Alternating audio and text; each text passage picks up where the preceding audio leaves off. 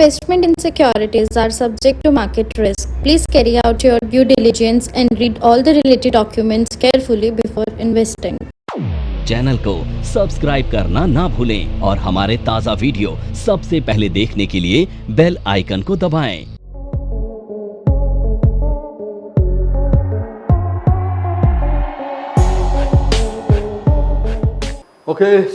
नमस्कार दोस्तों, आपको अपना एक इवेंट बताते हैं। कल मैं सोसाइटी में निकला घूमने के लिए, तो बड़े सारे लोग हमारे को कह रहे थे कि अरे आप राजेश जी, आप तो बड़ा उछल के कह रहे थे कि इनकम टैक्स का रिफॉर्म होगा, इनकम टैक्स नया एक्ट आएगा 2025, उसका क्या हुआ, उसमें हमारा क्या बेनिफिट होगा। देखो, ज़्यादातर लोग हमारे एज के या हमारे से थोड़े सीनियर थे, तो मैंने उनके लिए भी बेनिफिट सोचा क्या हो सकता है। तो मैं सोचा दोबारा से हम अपना एक छोटा सा वीडियो बना के आपको देते हैं, एक क्लिप, ताकि आपको आइडिया चलता रहे कि क्या चीज़ें हैं, क्या क्या प्रोग्रेस हुआ और क्या इम्प्लीमेंटेशन आया। तो मैं एक छोटा सा ओवरव्यू लेके आया हूँ इनकम टैक्स एक्ट 2025। आपको पता है it was introduced in the budget sessions. फरवरी में इसको इंट्रोड्यूस किया गया और इसमें कुछ चीज़ें लेके आई निर्मला सीतारमण ने जी। बहुत सारे सजेशंस थे, हम यहाँ पे कुछ रेफरेंस के बेसिस पे इसको दे रहे हैं। जैसे zero on the income tax, 12 lakh से ज़्यादा जिसकी कमाई थी या 12 लाख तक कमाने वाले को इसका टैक्स स्लैब हटा के जीरो कर दिया। और अगर स्टैंडर्ड डिडक्शन जो कि 0.75 है उसको भी इंक्लूड कर लें तो ये लगभग 12,75,000 तक टैक्स नहीं लगने वाला। पहला था ये। दूसरा, सीनियर सिटीजन्स को, अच्छा स्टैंडर्ड डिडक्शंस को अगर हटा तो कुछ चीज़ें ऐसे हैं जैसे TDS और TCS। पहले TDS क्या होता था, अगर आप रेंट देते थे तो 2,40,000 से ऊपर रेंट दिया तो TDS कटता था। अब इसको भी इंक्रीज करके ले गया करीब 6 लाख। तो ये भी लगभग मोर देन 2.5 फोल्ड यानी 3 फोल्ड ये भी बढ़ा।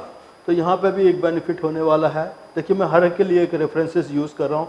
और as per the income tax act, जो इनकम टैक्स बिल 1961 का, उसमें जो वर्ड थे इट वाज सो कॉम्प्लिकेटेड, तो इसको भी थोड़ा सिंप्लीफाइड करने की कोशिश की गई। ये 3 मेजर थिंग्स था जो कि इंट्रोड्यूस किया गया था फरवरी में ड्यूरिंग द बजट सेशन। फिर उसमें थोड़ा सा चेंजेस आया, क्योंकि आपको पता है मिस्टर बैजनाथ पांडा ने की अध्यक्षता में एक कमेटी बनी और लोगों के सजेशंस को नोट किया गया। तो उसको कई बार इसके चेंजेस आए, उसके सजेशंस आए। तो ओरिजिनल इनकम टैक्स बिल जो था वो इट वाज टेबुलेटेड, पहले पार्लियामेंट में टेबल हुआ, तो it was tabulated on the 13 फरवरी को ये टेबुलेट हुआ। और इस समय इनकम टैक्स के जो पुराने बिल हैं, जो एग्जिस्टिंग बिल है, जिसमें कथाकथित बहुत सारे चेंजेस आए, लगभग 300 एक्ट को हटा दिया गया, उसमें से 300 एक्ट्स को हटा के ये कथाकथित चेंजेस को लेके आए और इन सारे चेंजेस को अपडेट किया गया। तो इट वाज ऑन 13 अप्रैल को सिंप्लीफाइड लैंग्वेज का ऊपर प्रेशर डाला। देखिए, एक चीज़ तो ये मानने की बात है, इंडिया में कॉन्स्टिट्यूशन की समझ बहुत कम लोगों को। नाम सभी लेते हैं, पॉलिटिशियन कुछ कहे, मैं उस पर नहीं जाता, मगर इंडिया में कॉन्स्टिट्यूशन की समझ जो बहुत कम लोगों को। बट अगर आप यूरोपियन कंट्रीज़ में चले जाइए तो 16 साल से ऊपर के सब बच्चे लगभग उनके कंट्रीज़ के कॉन्स्टिट्यूशंस को अच्छी तरह भली भांति समझते हैं। इंडिया में तो बड़े एक्सपर्ट लॉयर को भी उसमें कुछ न कुछ लॉफॉल्स नज़र आता है, और कई बार तो जजेस भी कंफ्यूज हो जाते हैं उनके दलील से।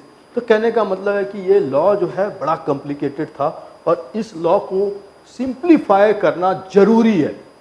मैं सिर्फ इस लॉ के लिए, जितने भी एसेंशियल लॉज हैं उसको सिंप्लीफाइड करना ज़रूरी है। और आपको जानकर खुशी होगी कि मोर देन 300 प्लस जो लॉ अननेसेसरी थे इसमें, उसको हटा के लेस कर दिया गया, कम हटा दिया गया, और को कम 527 के आसपास रख, जो 800 कुछ एक्ट थे उसको हटा के 527। नमस्कार दोस्तों, मैं नेहा। NIFM के बारे में जैसा आप लोग जानते ही हैं कि NIFM जो है वो बेस्ट इंस्टीट्यूट है जो फाइनेंशियल मार्केट, फाइनेंशियल अकाउंटिंग के कोर्सेज प्रोवाइड करता है, और हम लोग जो स्पेशलाइज्ड हैं वो अपनी प्रैक्टिकल नॉलेज के लिए है। आज मैं जिस कोर्स के बारे में बात करना चाह रही हूँ वो कोर्स है advance diploma in financial accounting and business taxation. जी हाँ, अकाउंटिंग सेक्शन में अपना करियर बनाने के लिए आपके पास बहुत सारी अपॉर्चुनिटीज हैं। आज हर एक कंपनी 2 से 3 अकाउंटेंट को रिक्रूट करती है। और अगर हम बात करें बड़ी बड़ी कंपनीज की, तो पूरे अकाउंट्स की एक टीम होती है। हर सेक्शन के लिए, हर डिवीजन के लिए अलग अलग इंसान की जरूरत होती है। तो वो इंसान आप क्यों नहीं है? आप वो इंसान तभी बन सकते हैं जब आपके पास किसी डिग्री के साथ साथ कोई प्रोफेशनल क्वालिफिकेशन होती है। जी हाँ, वो ही प्रोफेशनल क्वालिफिकेशन आपको NIFM से मिलेगी। इससे ये होगा कि जब भी आप नौकरी के लिए जाते हैं तो कोई भी चीज ऐसी नहीं है जो कि आपको रोक पाएगी। तो दोस्तों, मैं अपने एक कोर्स के बारे में आपको बताना चाहती हूँ। हम लोग के पास यहाँ एक कोर्स है जिस कोर्स का नाम है advance diploma in financial accounting and business taxation, जिसके अंदर 9 मंथ्स की आपको ट्रेनिंग दी जाती है। हमारा जो कोर्स है उसके अंदर टोटल 10 मॉड्यूल्स होते हैं, जिसमें accounting, GST, tally, ERP 9, companies act, payroll management, ESI and PF and MIS system, ये सारी चीजें आपको उसमें सिखाई जाएंगी। तो दोस्तों, फिर इंतजार किस चीज का है? प्लीज नीचे दिए गए नंबरों पर कांटेक्ट कीजिए। हमारे जो एक्सपर्ट्स हैं वो आपको आपकी जरूरत के अनुसार कोर्स गाइड करेंगे। कर दिया गया। तो that's what I said is very important, very easy for the peoples those who will be. See, एक चीज है, अभी तक आपका इनकम टैक्स की बात आता है तो आप देखो, इनकम टैक्स को मैं आप इजी मत लो। इंडिया में तो ये हाल है कि कहते हैं टैक्स भर दिया जी, टैक्स भर दिया जी, टैक्स भर दिया। तो हाँ जी, कब? अरे नहीं, इसका तो हो गया 15 सितंबर कर दिया गया। अरे यार, ये इनकम टैक्स ही है, बाकी टैक्स है। तो लोगों के दिमाग में है कि टैक्स का मतलब सिर्फ इनकम टैक्स। GST वो देते हैं, रोज़ देते हैं, खाने पीने की चीज़ों से लेके उपभोक्ताओं के जितने भी उपभोग करने वाले सब पे वो GST भर रहे हैं। लेकिन उनसे उनको चैलेंज नहीं है, उनसे उनको कोई प्रॉब्लम नहीं। प्रॉब्लम क्या है? इनकम टैक्स एक्ट से। तो इनकम टैक्स एक्ट को सिंप्लीफाई करना जरूरी था ताकि आम आदमी, कॉरपोरेट वर्ल्ड इसका वेलकम करे। ये था मकसद, और इसको इंट्रोड्यूस किया गया विद रिफॉर्म ओवर। विड्रॉवल किया अगस्त 8 को, क्योंकि बड़े सारे सजेशंस आ गए थे।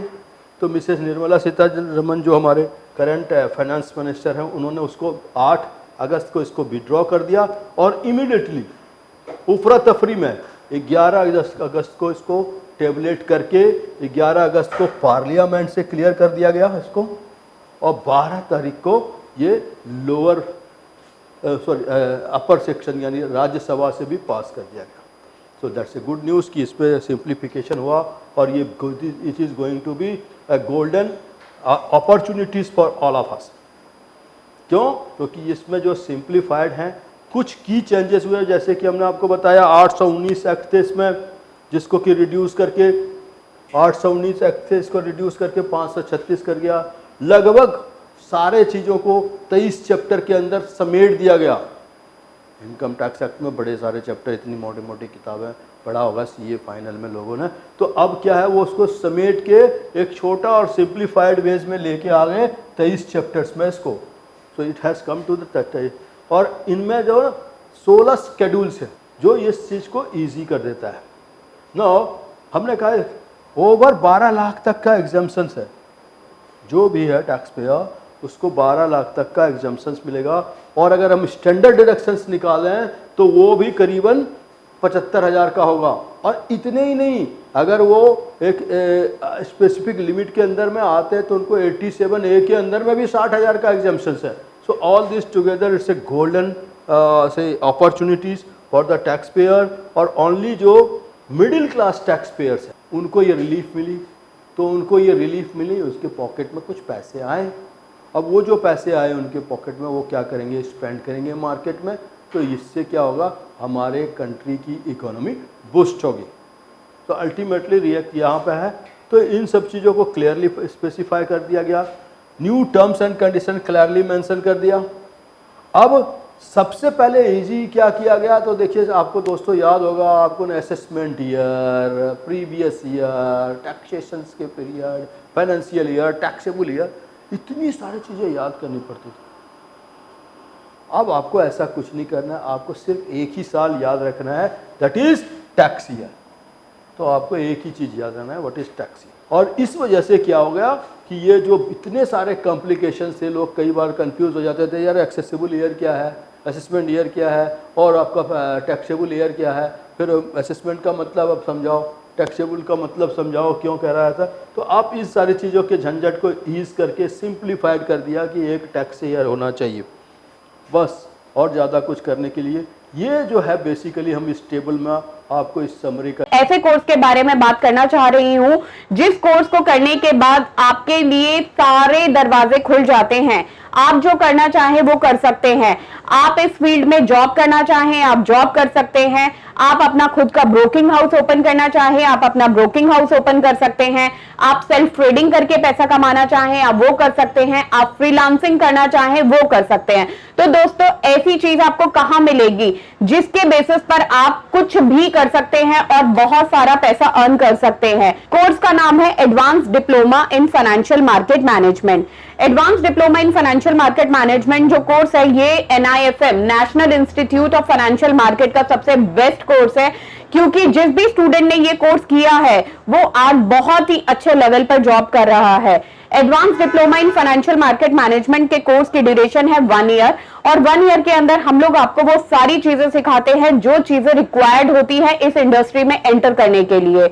इस कोर्स के 5 लेवल्स होते हैं जिसमें हम लोग बेसिक से लेके एडवांस तक सब चीजें सिखाते हैं। और दोस्तों हमारे यहाँ पे जो हमारे टीचर्स हैं वो बहुत ही एक्सपीरियंस टीचर्स हैं, 15-15, 20-20 साल के साथ उनका एक्सपीरियंस है और उनको इसी मार्केट का एक्सपीरियंस है। प्रैक्टिकली वो लोग आपको टीच करेंगे और they are very down to earth. आपको किसी भी टाइम पर कोई भी डाउट है, कोई भी क्वेरी है, आप एक चीज को अगर 10 बार भी पूछेंगे तो वो आपको बड़ी ही इजीली आपके डाउट्स क्लियर करेंगे। जिक्र करते हैं तो let's say we will explain you everything. Budget was tabled on 1 February. Original amendment जो था उसमें 13 फरवरी को रखा गया इसका प्रारूप।